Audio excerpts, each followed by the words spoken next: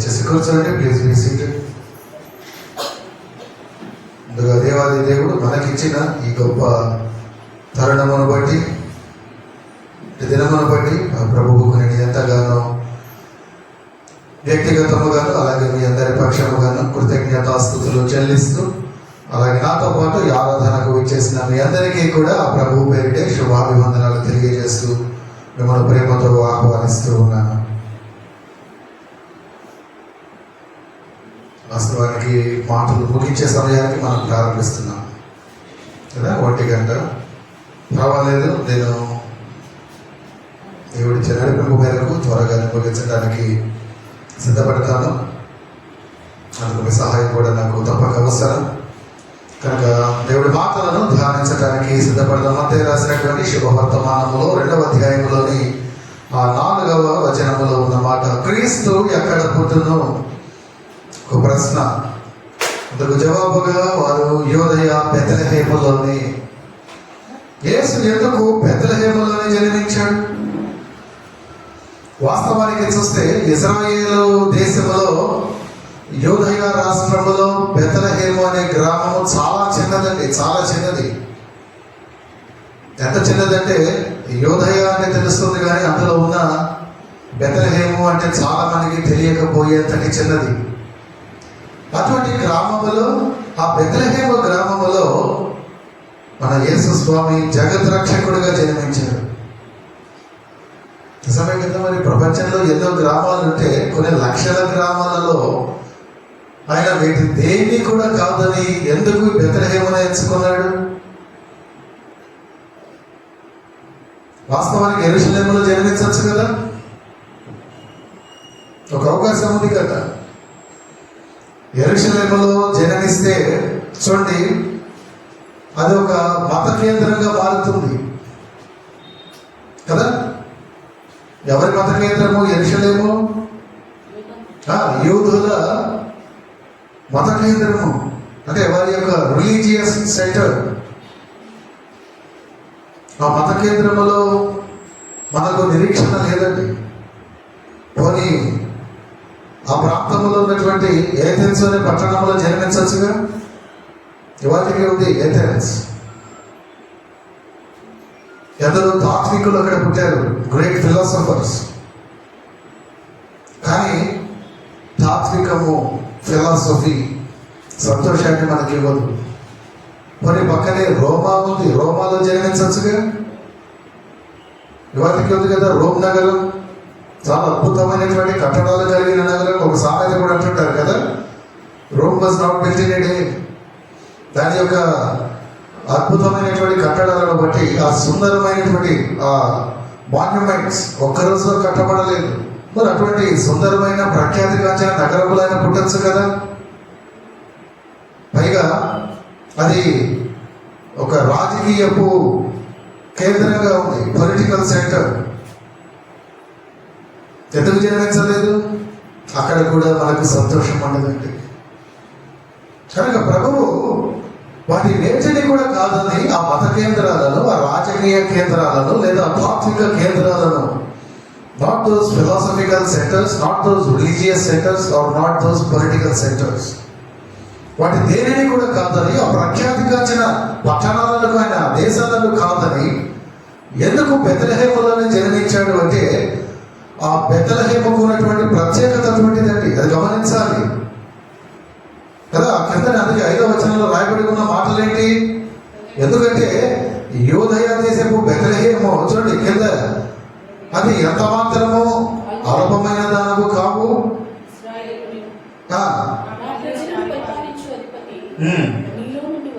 కదా, ఒక విధంగా చూస్తే అక్కడ రాయబడి ఉన్న మాటను బట్టి నీవు ఎంత మాత్రము అల్పమైన దానము కావు. అయితే ఎప్పుడది?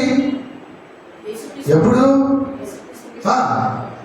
మన యేసు ప్రభువు ఒక నవజాత శిశువుగా, ఒక ఇన్ఫాంట్ జీసస్ గా, ఆ చిన్న బాలుడిగా ఆయన ఆ బెత్లెహేములో జన్మించినప్పుడు, అంటే అప్పటి వరకు దాని పరిస్థితి ఎలా ఉంది? తనను తాను ఎలా చిత్రీకరించుకుంటుంది, లేదా తనను తాను ఎలా ఊహించుకుంటుంది, లేదా తనకు తాను లోక దృష్టికి ఎలా కనబడుతుంది అంటే అది చాలా అల్పమైనదిగా, స్వల్పమైనదిగా, విరిగి నలిగినదిగా, ఈనాడు మనలో చాలా మంది పరిస్థితి అదే కదా. ఒక నిరీక్షణ లేనిదిగా, ఒక బంధింపబడినదిగా బెత్లెహేము కనబడుతూ ఉందండి. అయితే ఇదంతా కూడా ఎప్పుడు అంటే మన యేసు స్వామి ఆ చిన్న పట్టణంలో లేదా గ్రామంలో జన్మించినంత వరకే. ఎప్పుడైతే ఆయన ఈ ప్రపంచ పటాలలో, ఈ వరల్డ్ మ్యాప్లో ఏ గ్రామాన్ని కూడా ఆయన కాదని ఆ బెత్లెహేమును ఎన్నుకున్నాడు. ఆయన యొక్క అనాది కాల సంకల్పము చొప్పున ఆయన రాకడకు మునుపు 700 సంవత్సరాలకు మునుపే ప్రవచనము చేయబడిన ఆ చిన్న గ్రామంలో ఎప్పుడైతే ఆయన జన్మించాడో దాని దశ దిశ రెండు మారిపోయినాయి కదా. అప్పటి వరకు అది ఒక అల్పమైనది, స్వల్పమైనది, విరిగి నలిగినది, నిరీక్షణ లేనిది, బంధింపబడినది కదా, ఆకలి కొనినది, గుండె చెదిరినది. కానీ అటువంటి ఒక గ్రామమునే, అటువంటి ఆ పురమునే మన ప్రభువు ఎన్నుకున్నాడండి. ఎందుకు ఎన్నుకున్నాడో చూస్తే కొన్ని విషయాలు, ఒక 4 విషయాలు మీకు నేను తెలియపరుస్తూ నా మాటలు ముగించడానికి ఇష్టపడుతున్నాను. మొదటిది మనం గమనించినట్లయితే అది గుండె చెదిరిన స్థలం అండి. బెత్లెహేము అనేది గుండె చెదిరిన స్థలము అంటే దాని అర్థం గాయపడిన స్థలము. ఎలా చెబుతున్నారు పాస్టర్ గారు? నేను చెబుతానండి. ఆదికాండములో 35వ అధ్యాయంలో ఒక సందర్భాన్ని మనం జ్ఞాపకం చేసుకుంటే చూడండి, అక్కడ ఎఫ్రాతాకు వెళ్ళే మార్గంలో మరికొంత దూరం ఉన్నప్పుడు రాహేలు ఆమె ప్రసవ వేదనతో ఉంటుంది. ఆదికాండ 35వ అధ్యాయంలో మాటల్ని చెబుతూ ఉన్నాను. ఆ ప్రసవ వేదనతో ఆమె ప్రసవించడానికి ఎంతో ప్రయాసపడుతూ ఉంటుంది. ఆమె ప్రసవము వలన ప్రయాసపడుతున్నప్పుడు అక్కడ ఆమెకు ఆ డెలివరీ చేయడానికి ఉన్నటువంటి ఆ మిడ్వైఫ్, ఆ మాతృస్థానం ఏమంటుంది? భయపడకము, ఇదిగో నీకు కుమారుడని పలుకుతుంది. ఆ మాట పలుకుతుంది. ఏం జరుగుతుంది? రాహేలు మృతి పొందుతుంది కదా. ఆమె మృతి పొందేటప్పుడు ఆమె తన ప్రాణమును పోగొట్టుకునే సమయానికి ఆమె పలికిన మాట, ఆ కుమారుడికి ఆమె పెట్టిన పేరేంటి? బెనోని కదా. అట్లా రాహేలు మృతి పొందుతూ ఆ బెత్లెహేము అనే ఎఫ్రాతా మార్గంలో పాతి పెట్టబడిందండి. చూస్తున్నారా మాటలు? ఆదికాండం 35వ 16వ వచనంలో ఉంటాయి మాటలు కదా. ఎఫ్రాతా అనబడే బెత్లెహేములో ఆ రాహేలు, ఇది ఆమె భర్త ఎవరు? యాకోబు కదా. యాకోబుకి ఆమె ఒకతే భార్య. ఆమె కంటే ముందు లేయా. ఆమె ఎవరు కూడా కాదు, రాహేలుకు సొంత అక్క. కానీ వారి ఇరువురిలో కూడా ఈ రాహేలు యాకోబుకు చాలా ఇష్టమైనటువంటి, ప్రియమైనటువంటి భార్య. అటువంటి ప్రియమైన తన ప్రియ సఖిని, తన భార్యను ఆయన పోగొట్టుకున్నప్పుడు యాకోబు ఎంతో గుండె చెదిరిన వాడైపోతాడండి. అంటే దాని అర్థం ఆయన ఎంతో దుఃఖముతో ఉంటాడు. ఇదంతా ఎక్కడ సంభవించింది?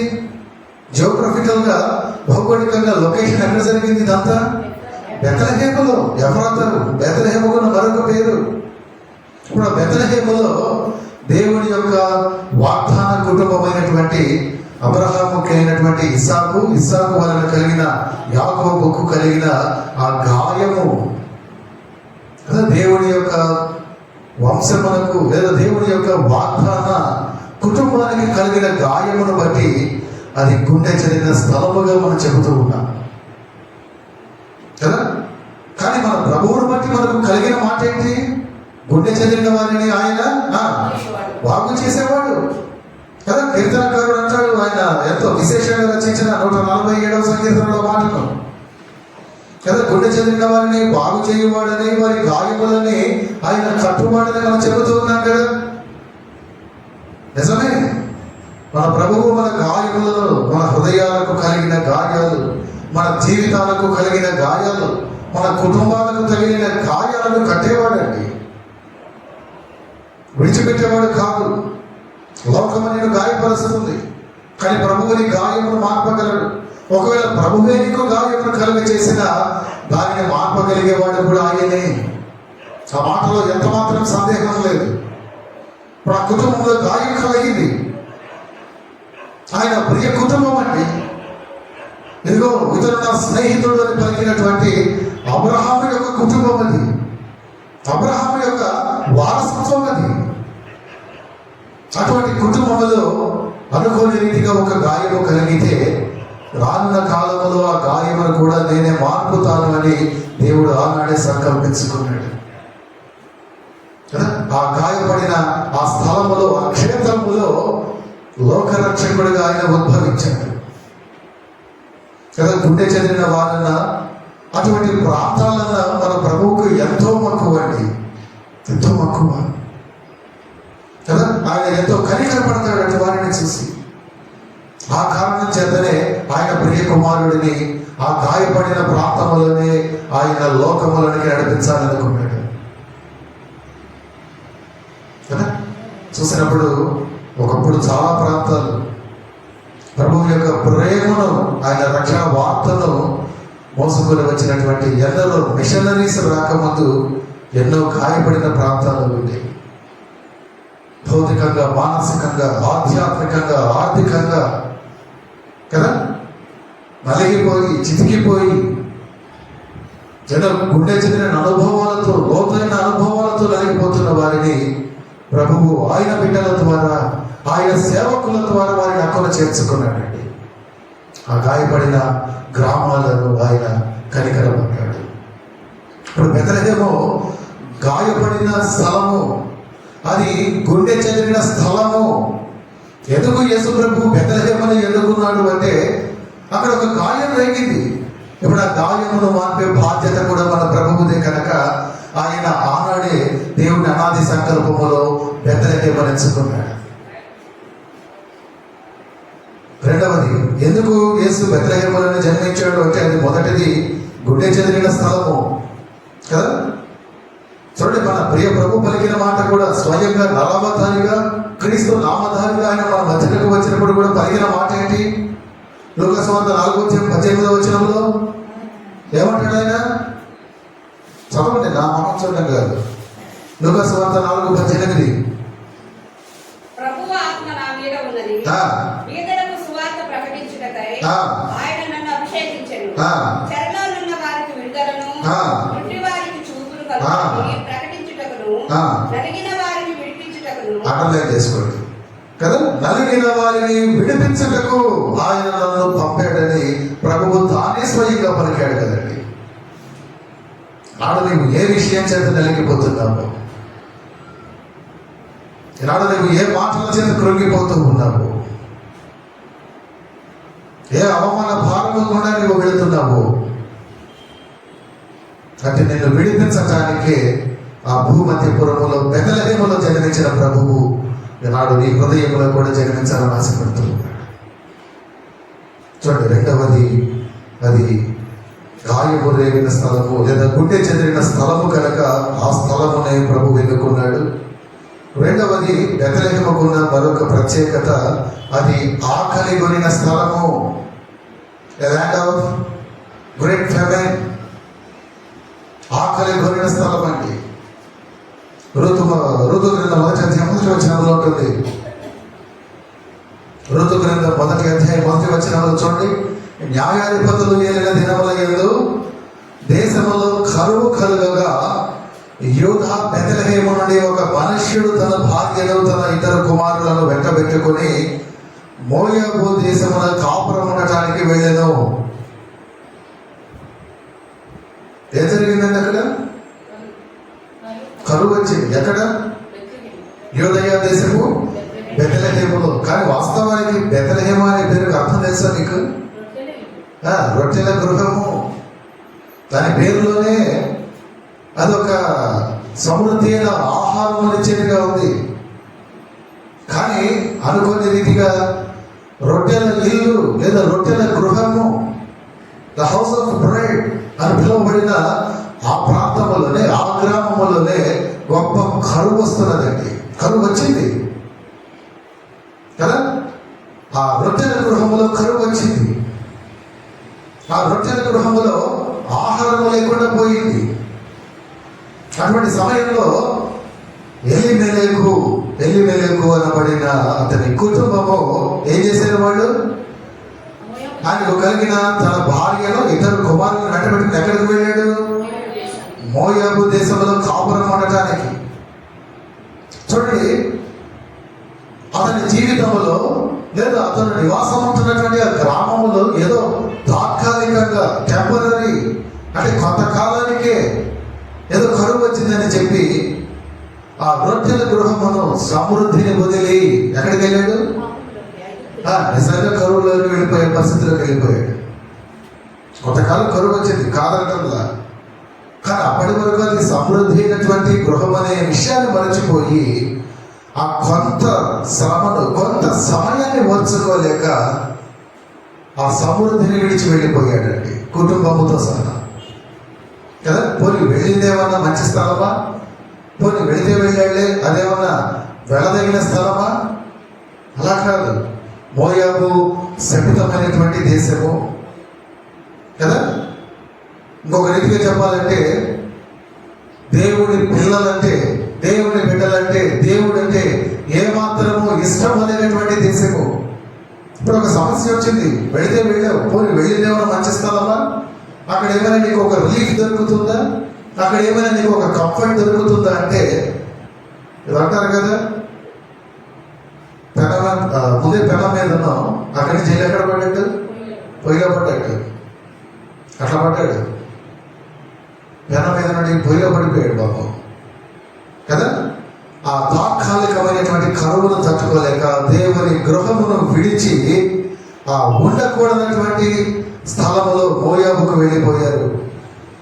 ఇంకొక రీతిగా చూస్తే మోయాబు అనే స్థలానికి ఉన్న పేరు సమాధుల పట్టణము.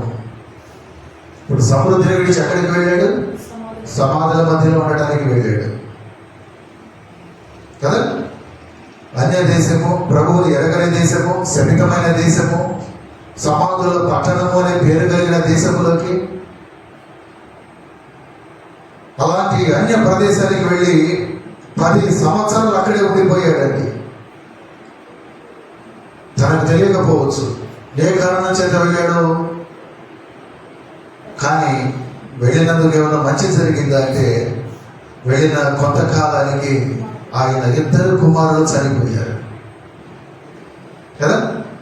చూడండి, తాత్కాలికంగా దేవుడు అనుమతించిన ఆ పరీక్షకు తాళలేక, దానిని ఓర్వలేక, ఆ కరువును భరించలేక వెళ్ళినందుకు ఏమైందంటే జీవిత కాలానికి సరిపడ కరువు వచ్చేసింది, జీవిత కాలానికి సరిపడ దుఃఖం వచ్చేసింది ఆ కుటుంబం మీదకి. అది మనం గమనించాలి. నాడు జీవితంలో దేవుడు కొంతకాలం శ్రమలు అనుమతించవచ్చు. నాడు నీవు అనుభవిస్తున్నటువంటి ఏ కరువు, ఏ కష్టము, ఏ శ్రమో నాకు తెలియదు, కానీ అది భౌతిక, మానసిక, ఆధ్యాత్మిక, ఆత్మపరమైనటువంటి, ఆర్థికపరమైనటువంటి ఏ రూపంలో ఉన్నా కొంతకాలం నీవు దానిని ఓర్చుకోలేక ప్రభువుకు దూరముగా జరిగితే, ఆ సమృద్ధినిచ్చు వాడిని నీవు దూరముగా పెడితే నీ జీవితంలో ఆఖరకు మిగిలేది శాశ్వతమైనటువంటి కరువేనండి. అది ఎప్పుడు మనం మరవకూడదు. అది ప్రభువు పెట్టిన పరీక్షలకు అంతే కదా. అప్పటిదాకా రొట్టెల గృహముగా ఉంది, మరి కరువు ఎందుకు వచ్చిందో కొంతకాలం పోల్చుకోలేడా? అప్పటిదాకా సమృద్ధినిచ్చిన వాడెవడు? దేవుడే, ఆ ప్రభువే కదా. ఆయన ఇచ్చిన సమృద్ధిని బట్టి దానికి రొట్టెల గృహం అనే పేరు. మరి అటువంటి సమృద్ధిలో పెడుతున్నటువంటి ఆ గృహానికి లేదా కుటుంబానికి కరువు వచ్చిందంటే అది తప్పక దేవుడి వలన అయితే తప్పక మరొక రీతిగా కాదు. దేవుడు ఎందుకొరకు ఆ రీతిగా అనుమతించాడు.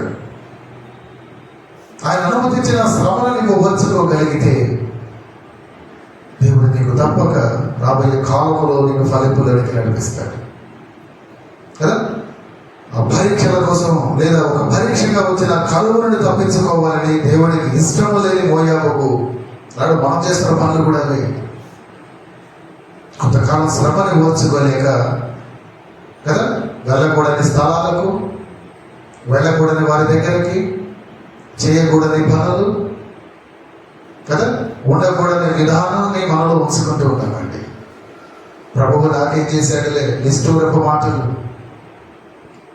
చూడండి, అంత గొప్ప వేదనలో కూడా కేవలం తన నోటితో సహితము పాపము చేయలేదని యోబు భక్తుడిని గురించి మనం చాలా గొప్పగా చెప్పుకుంటూ ఉంటాం కదా. ఎంత కష్టం వచ్చింది యోబుకు, ఎంతటి శ్రీమంతుడు, ఎంతమంది సంతానము, వాటన్నిటినీ పోగొట్టుకున్నాడు, తన ఆరోగ్యాన్ని పోగొట్టుకున్నాడు. అయినప్పటికీ కేవలము ప్రభువును పద్ధతి మాట్లాడలేదండి. ఆయన నోటితో కూడా పాపము చేయలేదు. అటువంటి ఒక అనుభవం మన జీవితాలకు కావాలి. నేను ఆ రీతిగా పరీక్షించడానికి నువ్వు ఎంత మటుకు ఓర్చుకుంటావో, ప్రభువు మీద నువ్వు ఎంత మటుకు ఆడుకుంటావో ప్రభువు చూడడానికి నీ జీవితంలో అనుమతిస్తాడండి. మనమేమో పదే పదే ఫెయిల్ అయిపోతుంటాం ఆ టెస్ట్లో. కీర్తనకారుడు అంటాడు చూడండి, 60వ సంగీతం 8వ వచనంలో, మోయాబు నేను కాళ్ళు కడుగుకునే పళ్ళెము అంటాడు. చూడండి, దేవుని ఉద్దేశములో మోయాబు ఎంత కింద ఉన్నదో, దాని స్థానం ఎక్కడ ఉన్నదో మనకు కనబడుతూ ఉంది కదా. మోయాబు నేను కాళ్ళు కడుగుకున్న పళ్ళెము, కానీ బెత్లెహేములో దేవుడు ఎంచుకున్నాడండి కదా. స్వయంగా మన ప్రియ ప్రభు పలికిన మాట, నేను జీవాహారమును, యోహాను సువార్త 6:35 వచనములో కదా.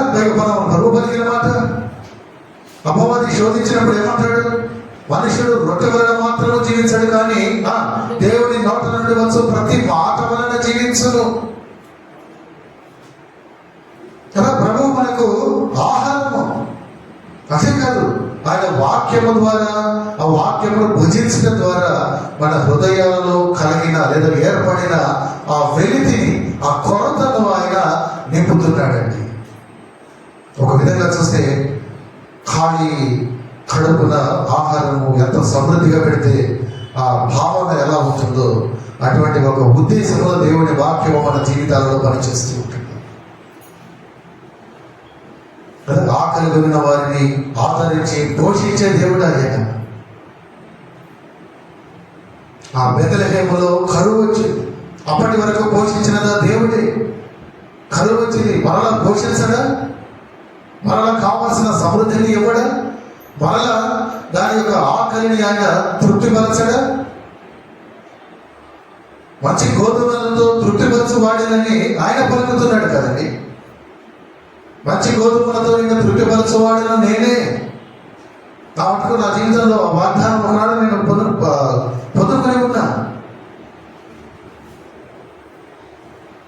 కదా. మన ఆకలిని తీర్చటకు పరలోకము నుండి దిగి వచ్చిన జీవాహారము.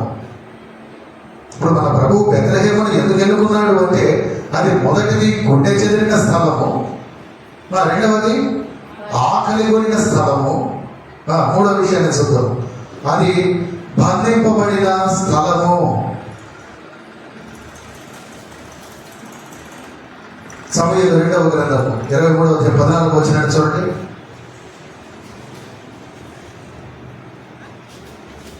అక్కడ రాయబడి ఉన్న మాటల్లో, దావీదు దుర్గములో నుండెను, ఫిలిస్తీయుల దండు కావలి వారు బెత్లెహేములో ఉండిరి.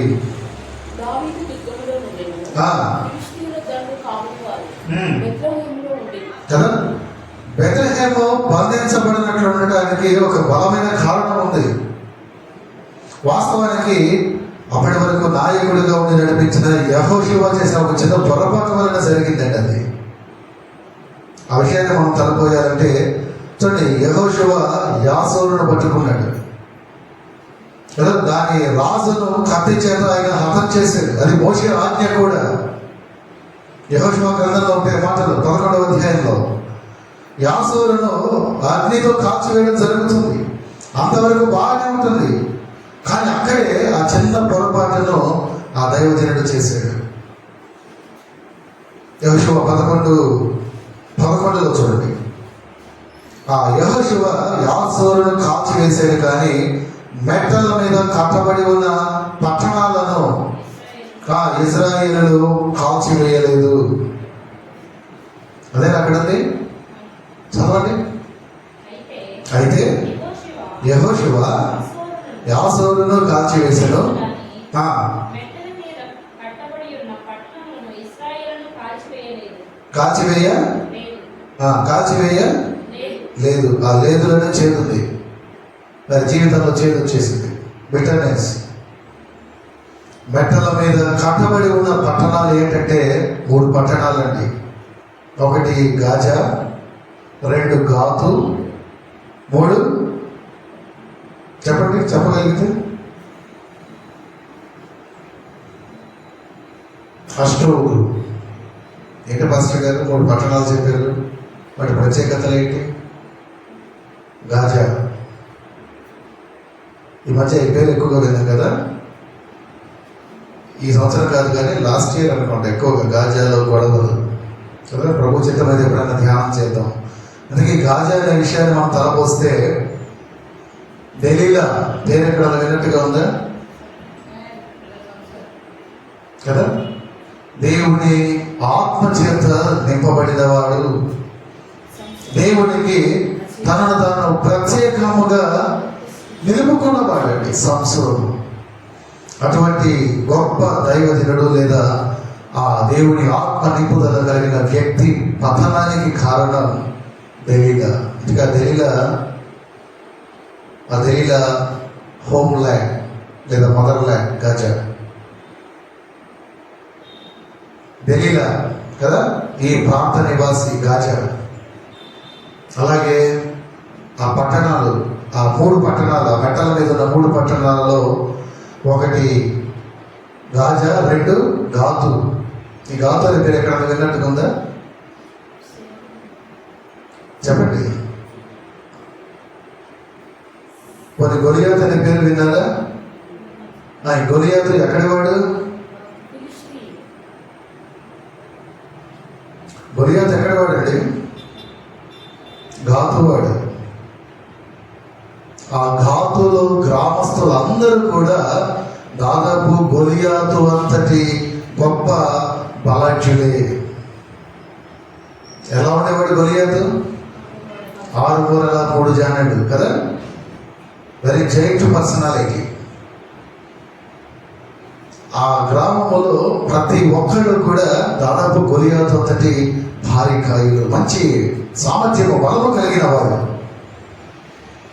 అఫ్కోర్స్ తర్వాత చరిత్రను బట్టి చూస్తే దేవుని పిల్లల చేతిలో వారు హతమైపోయారు. కానీ ఈలోపే వారు ఎన్ని నష్టాలని, ఎన్ని కష్టాలను ఎదుర్కోవాల్సి వచ్చింది. కేవలము యెహోషువ చేసిన పొరపాటు.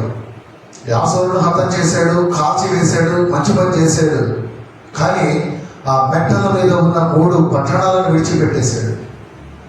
అందులో 1 గాజా, 2 గాతు, 3వది అష్టోతు. ఏంటంటే అష్టోతు ప్రత్యేకత చెప్పండి. దేవుని మందసాన్ని దొంగిలించిన ప్రజలండి వాళ్ళు, ఫిలిస్తీయులు కదా. చూడండి, ఆ 3 పట్టణాల ద్వారా దేవుని ప్రజలు ఏదో ఒక సమయంలో, ఏదో ఒక సందర్భంలో, ఏదో ఒక రీతిగా వారు కష్టాన్ని, నష్టాన్ని కదా వారు ఎదుర్కొంటూనే వచ్చారు. ఒకనొక సమయంలో చూడండి, ఆ చదవబడిన 2వ సమూయేలు 23:14 చూసినట్లు ఫిలిస్తీయుల దండు కావలి వారు బెత్లెహేములో ఉన్నారు అంటే దాని అర్థం, మీరు కొంచెం ఫిగరేటివ్గా దాన్ని చూసినట్లయితే ఆ పట్టణంలో అక్కడ వారు ఉన్నారు అంటే వారి ఆధిపత్యం కొనసాగుతుంది కదా. ఎవరు మనకు నచ్చని వారు మన గ్రామంలో ఉంటున్నారు అంటే, ఉండగలుగుతున్నారు అంటే దాని అర్థం ఏంటి? మనం వారిని ఏం చేయలేకపోతున్నామని. అంటే దాని అర్థం ఏంటి? వారు మనను వారి స్వాధీనంలో ఉంచుకున్నారనేగా. నువ్వు వారిని తరమగొట్టగలిగితే తరమగొట్టేసేవాడు కదా. నువ్వు అలా చేయలేకపోతున్నావంటే దాని అర్థం ఏంటి? అఫ్కోర్స్ మీరు అనుకున్నట్లు వారి బలాన్ని బట్టి, వారి పొలిటికల్ ఇన్ఫ్లుయెన్స్ బట్టి, ఏదైనా కారణం కానీ వారిని నీవు ఎదుర్కోలేక వారు నీ గ్రామంలో ఉండిపోయారు. కాబట్టి నీవు తెలియకుండానే వారు నీ మీద ఆధిపత్యాన్ని తీసుకున్నారు. అంటే దాని అర్థం నువ్వు తెలియకుండానే వారి చేతిలో బందీ అయిపోయావు. ఇప్పుడు బెత్లెహేము పరిస్థితి ఏంటి? అది బంధింపబడిన స్థలము కదా. దావీదు దుర్గమ్మలో ఉన్నాడు, ఫిలిస్తీయులేమో బెత్లెహేమును చుట్టుముట్టారండి. ఈ విషయాలన్నిటిని బట్టి చూస్తే బెత్లెహేము బంధించబడింది.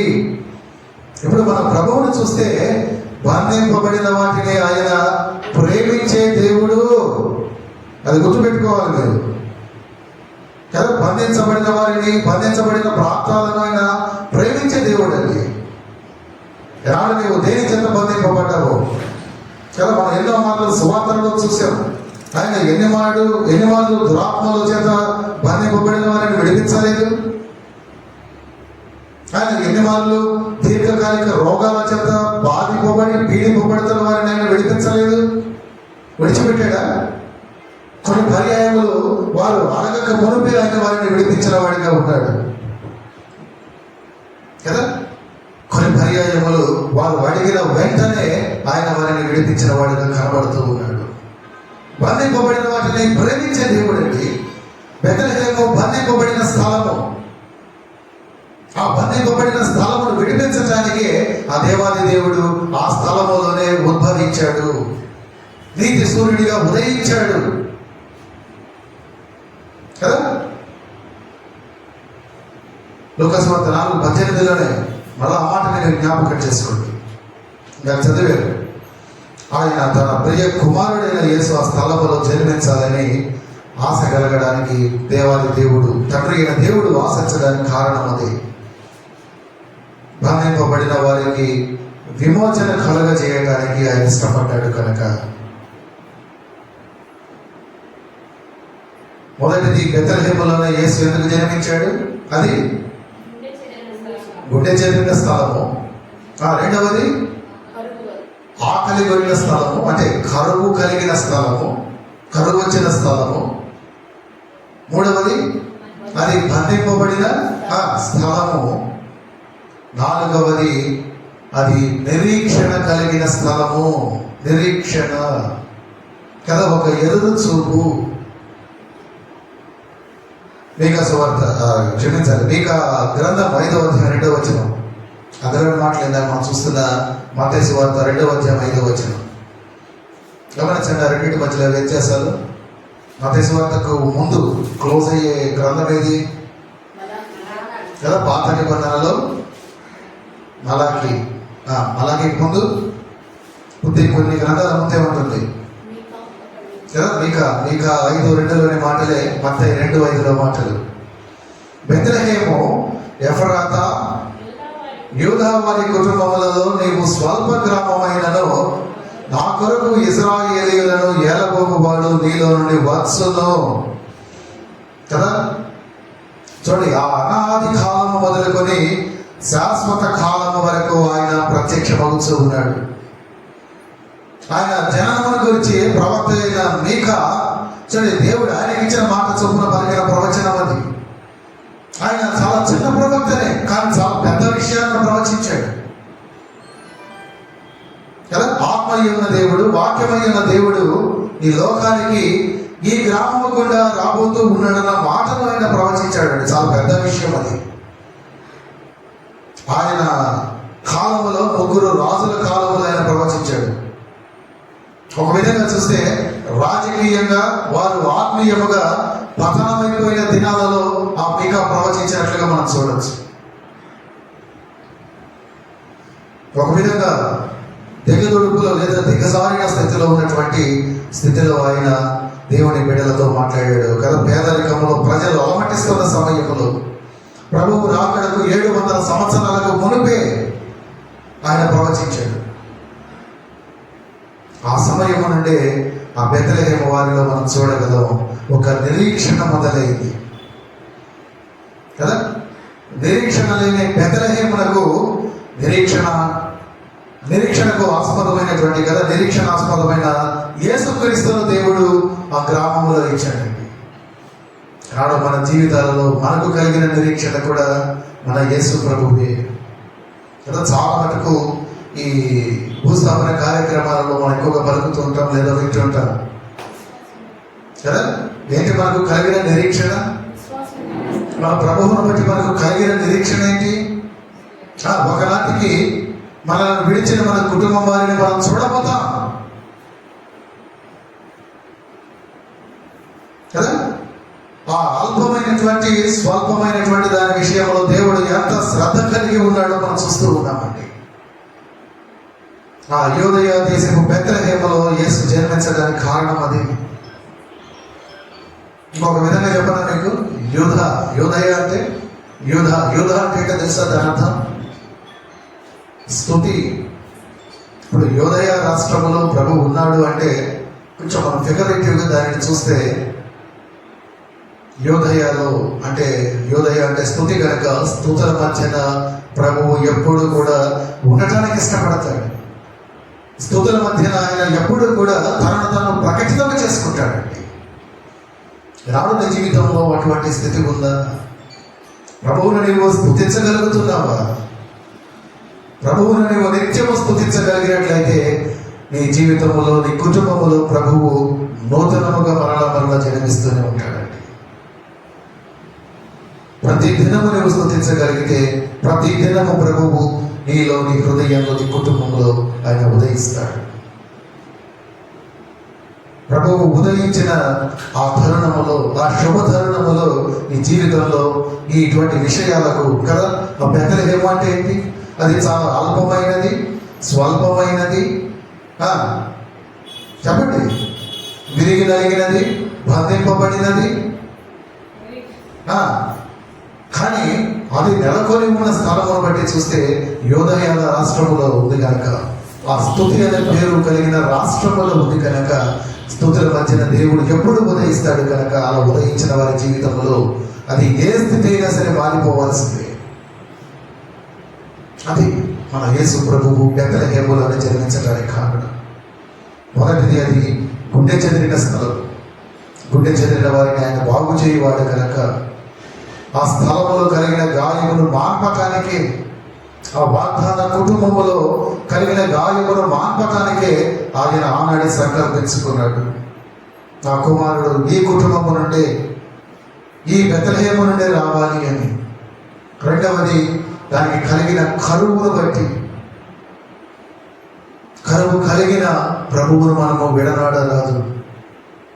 తాత్కాలికమైన కరువుకు, తాత్కాలికమైన లేమికి మనం భయపడరాదు. అందుని బట్టి ప్రభువుకు దూరం కాకూడదు. మూడవది, అది బంధింపబడిన స్థలము. బంధింపబడిన దానిని విడిపించగలిగిన సామర్థ్యము మన ప్రభువుకే ఉంది. మన జీవితాలలో కూడా ఎన్ని పర్యాయములు ప్రభు మనల్ని విడిపించాడు కదా. మనం కొన్ని విషయాలు గమనించగలమండి, కానీ ప్రతి విషయంలో ప్రభు మనలను విడిపిస్తూనే ఉంటాడు. విడిపించడానికి వచ్చాడు కదా, ఆయన బాధ్యతనే, ఆయన రెస్పాన్సిబిలిటీ, ఆయన డ్యూటీ. నీ డ్యూటీ నువ్వు చేయకపోవచ్చు, ప్రభువు మటుకు ఆయన డ్యూటీ తప్పకుండా చేస్తాడు. ఆఖరిది, అది నిరీక్షణ కలిగిన స్థలము.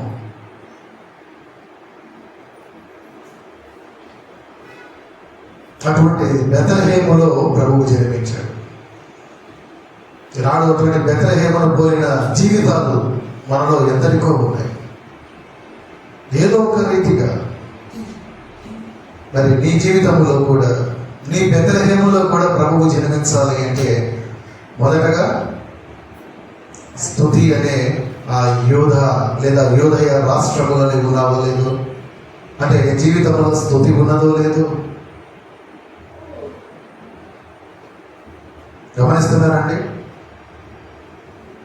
నీ జీవితంలో, నీ హృదయములో ప్రభువు జన్మించాలి అంటే యూదయ అంటే స్తుతి ఉండాలండి. యూదయలోని బెత్లెహేము ఉంది. ఆ బెత్లెహేములో ఎన్ని సమస్యలు ఉన్నా ప్రభువు ఆ స్థలమును ఎన్నుకున్నాడు. కారణం, అది నెలకొని ఉన్న, ఆ గ్రామము నెలకొని ఉన్న రాష్ట్రము, దాని అర్థము స్తుతి.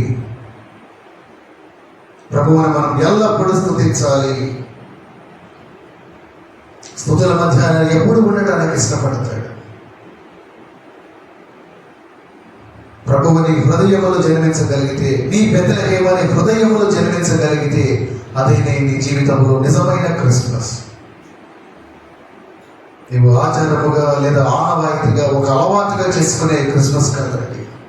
ప్రభువు నీ హృదయములో జన్మించిన వేళ, నీ హృదయం అనబడిన బెత్లెహేములో ఆయన జన్మించిన వేళ కనుక రాబోయే క్రిస్మస్ను మీరు ఆ రీతిగా జరుపుకోవాలని, ప్రభువు మీ హృదయంలో మరలా జన్మించాలని నేను బలీయంగా కోరుకుంటూ ప్రార్థిస్తూ నా ఈ మాటలు ముగిస్తూ ఉన్నాను. ప్రార్థించుకుందాం. విత్తబడిన వాక్యము కొరకు మనం ప్రార్థించుకుందాం. అత్యున్నత సింహాసనము మీద ఆసీనుడవైన మా ప్రియ పరలోకపు తండ్రి, మీ ఘన నామమునకు, మీ పాదములకు వందనాలు, స్తోత్రములు నాయన. మటుకు ఇటు దినము మీరు మాతో, మీరు ఎందుకు బెత్లెహేములోనే జన్మించారో మీరు మాకు సూటిగా తేటగా తెలియపరిచారు.